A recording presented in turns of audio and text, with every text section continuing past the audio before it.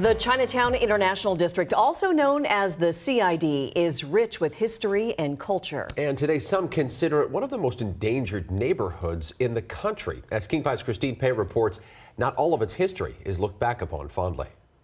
Seattle's Chinatown International District is more than just a district. It is a neighborhood rich with a history more than a century-year-old, one that some say has historically been pushed around. This neighborhood has been trampled upon, ignored, trinketized in many ways. You've mentioned the word trinketized.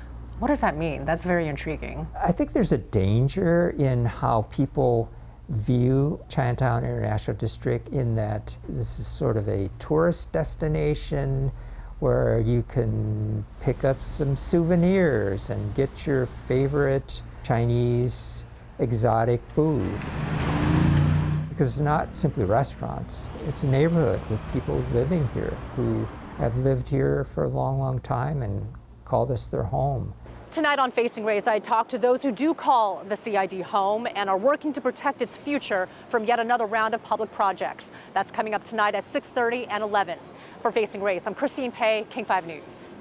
We'll say that neighborhood has been very resilient through so many decades of things that have come up in that neighborhood where they push back and tried to fight to preserve that neighborhood. And to think about it being threatened and being placed on a list of endangered neighborhoods across the country is really heartbreaking, because personally my family finds that place as community. It's a place of community for them. You have family there, and I have family who live there, firsthand. and I have family, I mean, my mom goes there every weekend, and that's where her friends are. That's where she goes and has lunch with them. So that's her community. Yeah, you would think that after all the neglect and the oppression of this neighborhood, that maybe this younger generation is ushering in a new period of time to where it's more highly regarded. Maybe they'll help, hold it to a higher standard. Maybe it will be turned around in a lot of ways. Do you kind of feel that way?